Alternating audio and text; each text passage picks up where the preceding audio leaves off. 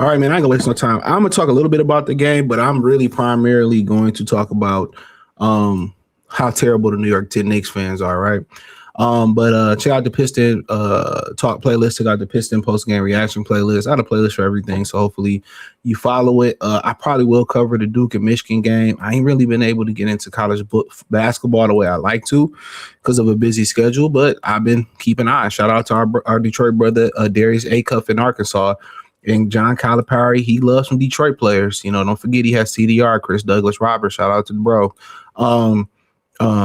But, you know, last night they played a good game. Karis LeVert had a nice little stretch for a minute, defensively shooting the ball well. Wu came out there. They do things that don't show up in the stat sheets. Dennis Jenkins. You know, one thing about statistics, and we talk about, Pat Stafford and all that stuff, but, you know, if you have 8 points just in general down the last 3 or 4 minutes of a ball game, that's different than having 8 points, you know, overall. A lot of these guys play really well down the stretch without Sasser, without Stewart, Darren, Herter, Sasser, Shaz. And also the thing about it too, they might get a better pick because of the Minnesota swap. And also, you know, do they consider like moving up, taking somebody, man? It's a deep draft. They might get a really good player wherever they pick at. Right now, it's about 2021. So to be honest with you, the Pistons are in a great position. You know, sometimes you compromise. Sometimes you're compromising your team by making moves on the back end. And right now, there's no compromising. Right now, they didn't compromise.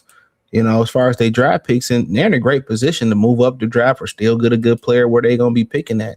I feel like Minnesota got worse. I just think Minnesota got worse, man. I don't like what they've been doing. I would have kept Cat rather than, you know, Rudy Gobert. But, last night, you know, there was just solid contributions off the bench. 8, 9, 7, 4. Tulu Smith came in. He was solid, you know. The shooting is on the bench. If you don't know that about the Pistons, the more consistent shooting is on the bench. That's just a fact. You got your best shooters on the bench: Wu, LeVert, Jenkins, Stewart, Herter when he on, Sasser when he play. But last night, Tobias was solid, 10 rebounds. That's what you need from him. He gonna defend. Duncan Robinson, he was 50% from 3. Paul Reed, big time. Got to find a way to get him on the court more. 18 and 7. Cade, a big 42 ball. He's been more aggressive since Stu and Duran been out. Duran is their third best scorer. I mean, and rightfully so.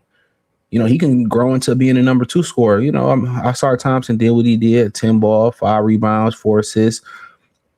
And also he only had 3 fouls. So, you know, that was interesting. They let him be a little bit physical last night, and then OG and the he shut the ball bad, but he had been out. You know, Karl Anthony Towns, 21 and 11. He just don't seem to be in sync in what they doing with the Knicks right now. And that's on Jalen Brunson and Mike Brown. They just got to go to Karl Anthony Towns early and often. And if they do that, then Bronson should just pick it up. Bronson is too ball dominant. The difference between Bronson and Cade, it's not mentality. It's not humility. It's just that Cade is just a better facilitator. You know, and once Bronson facilitate, I think the Knicks would be the best team in the East right now if Bronson was a better facilitator. And that's my humble opinion. You know, they got a better roster. Carl, OG, big time players. Hart, Bridges. I mean, I like Sokan came in and got so cooked. Mitchell Robinson gonna be going next year, but I like him a lot. Jordan Clarkson, I don't know what's going on there. I like him a lot. Jose Alvarado, I like him a lot. But in general, Bronson had 33 points, only shot 6 free throws, 6 rebounds, 8 assists, lot of rebounds, 6 turnovers that come with it. Bridges, a lot of these guys that's playing with Bronson can't get a rhythm because Bronson is so ball dominant. But for the most part, Cade only shot 3 free throws. So 42 points, 13 assists, 8 rebounds. So in general, we swept them. And the playoffs is a different beast. And I do agree with the Knicks fans is the playoffs are a different beast.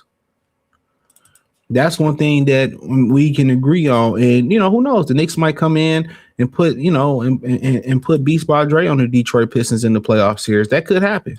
Not ruling it out. The thing about us is we playing with house money. Y'all playing with now money. Like, you got to spend it now. Y'all on that Toys R Us shopping spree. We used to be, you had so much time as a kid and you can put anything in Toys R Us in your cart in, in that certain amount of time. That's the Knicks right now. Y'all playing with house money. I mean, y'all playing with now money right now. We still trying to figure it out. Roster, who fit, who we willing to get away from. This is the second year in the rebuild. And to be honest, it portrayed us to be sorry.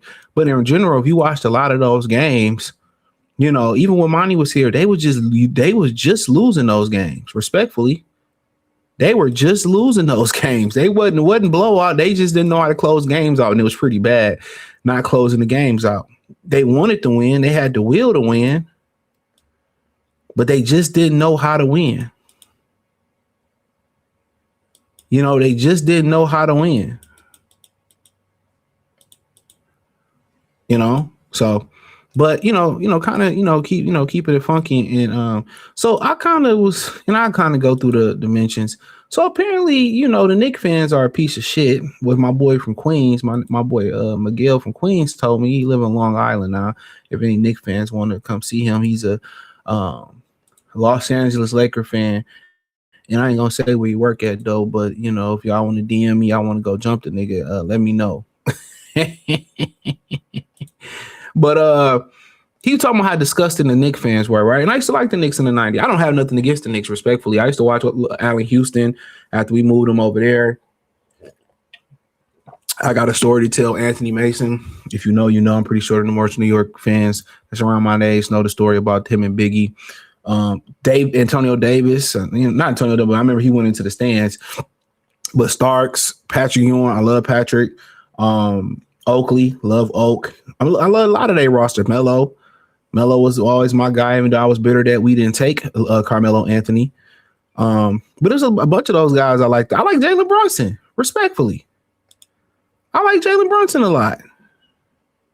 I like Jalen. But let's listen to what Jose Alvarado had to say. We just gonna go. I know you weren't here for the first two, but they won by 30 plus. I think both of them in Detroit. Just in general, can a team just flush that if you have to see them in the playoffs? Like, how much does the regular season matter? Yeah, playoffs is a whole different ball game. I mean, we're not gonna sit here and say, oh, just because they beat us in the regular season, we can't. We're not thinking like that.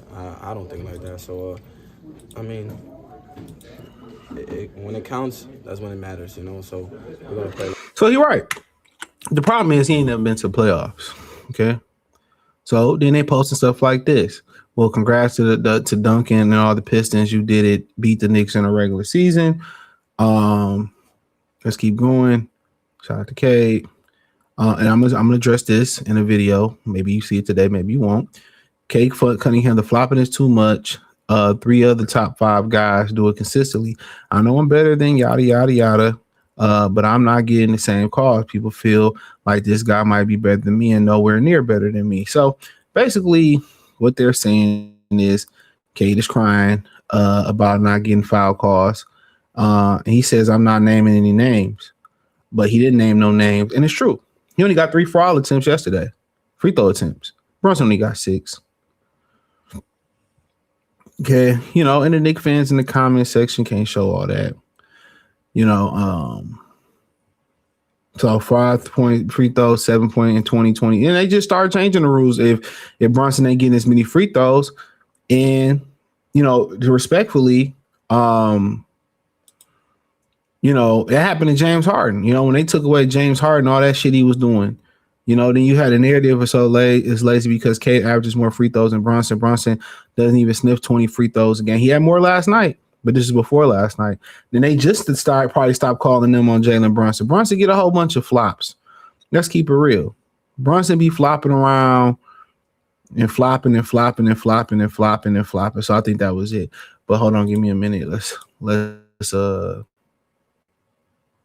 apparently Jaden Ivey, they kind of making a big deal of him being a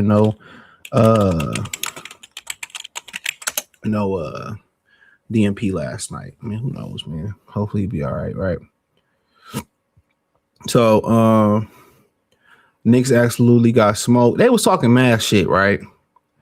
They was talking mad shit. The Knicks was talking mad shit. Mad shit. They was talking now, they were saying, oh, if the Pistons don't, if they lose tonight, they gonna say they didn't have Dern and Stewart and all that type of stuff. And it's just to the point like, nah, y'all talking all that shit. We ain't got no animosity towards y'all. Y'all ain't won shit since 1973, since Phil Jackson was hooping. So I don't really understand. But hey, it is what it is, man. Check out Detroit Pistons Talk playlist. Peace.